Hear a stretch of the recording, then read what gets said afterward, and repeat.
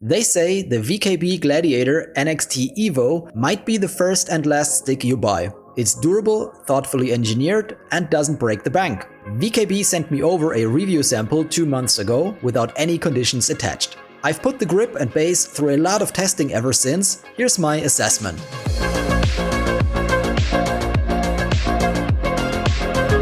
What we have right here is the right-hand version of the Cosmosima Premium Grip and the Gladiator base. As you might have guessed, there also is a left-hand version for the lefties or as a second grip for space sim enthusiasts. While the name Cosmosima sounds a lot like space sim only, that's not the case at all.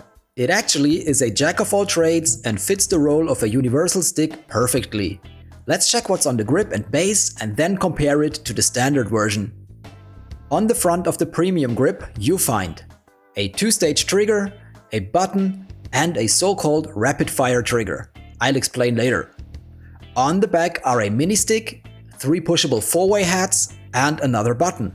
An additional one sits near the palm rest. The base offers 3 buttons, a 2-stage momentary switch, a throttle lever, and a scroll encoder. The lockable twist function is integrated in the grip and uses contactless sensors, same as the main axis. The standard version of the grip replaces the mini stick with a 4-way hat, the lower 4-way hat with a button, and ditches the rapid fire trigger. With that said, let's check out the assembly process. It's very straightforward. Out of the package emerge 2 small boxes. Let's focus on the base first. First in the box is a bag of accessories. It contains softer and stronger springs and some screws among other things.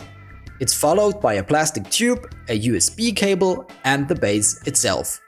Below the padding is a metal base plate. The next box just contains the grip. To connect it to the base, slide the tube from earlier over the connection cable. Remove the tape from the dust cover and place the grip inside the connector. Fix it in place with the included screws. Don't forget to connect the cable. Then mount the base plate and we're done. Here's how the switches sound.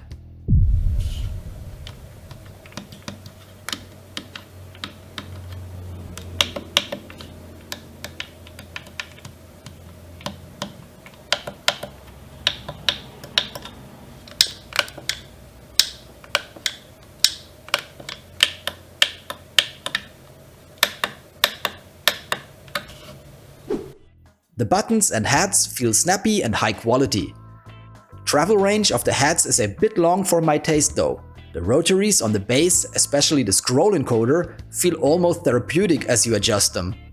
Their dampening is exceptionally well done and makes them punch way above their weight considering how affordable the kit is. Operating the stick itself is comfortable and it's very precise. Of course, not as soft around the center as a cam-based gimbal, but miles ahead of the cheaper competition. Also, a cam and spring-based gimbal already costs more than the whole Gladiator NXT Evo combo together. Although I technically have better gear to fly with here, I happily kept returning to the Gladiator. With its low profile, it's very well suited for tabletop use. It also fits perfectly onto a sim rig as a side stick and does the job very well. The grip is super ergonomic, at least for my hands, and I could make it fit even better by adjusting the variable palm rest. It's made of plastic that doesn't feel as nice as the softer material of the Constellation Delta, for example, but it's robust, well molded, and doesn't warp under stress. The front of the grip is slightly textured. Something very interesting is found inside the base. The glass fiber reinforced gimbal now includes ball bearings for each axis and dampeners. This means A, it moves very smoothly, and B, the dampening is adjustable out of the box. This way you're able to control the grip's return force beyond just swapping springs. You can even use a springless heavily dampened setup if you're going to fly helicopters. There's not a lot to complain. The only thing that comes to my mind is that the mini stick and the rotaries are using potentiometers instead of contactless sensors.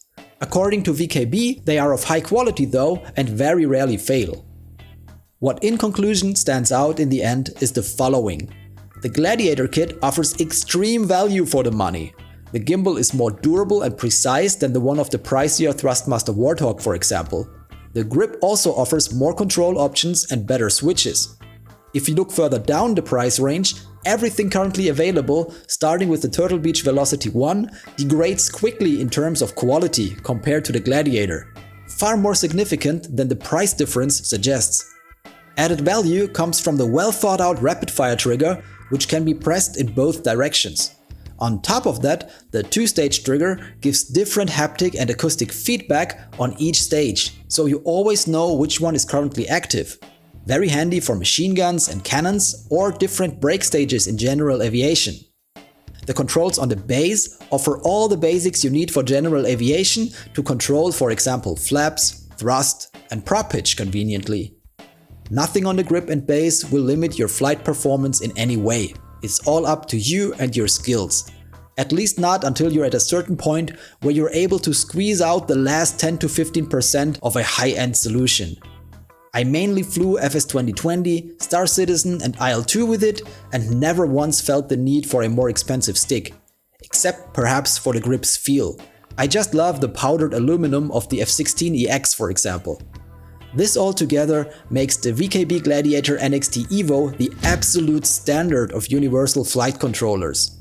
It's rightfully the most recommended stick in most communities and the price-performance ratio is unbeaten at the current point in time. And what I didn't mention so far, it's expandable with different modules like button boxes and throttles. Furthermore, the entire construction is extremely maintenance friendly and VKB provides spare parts upon request.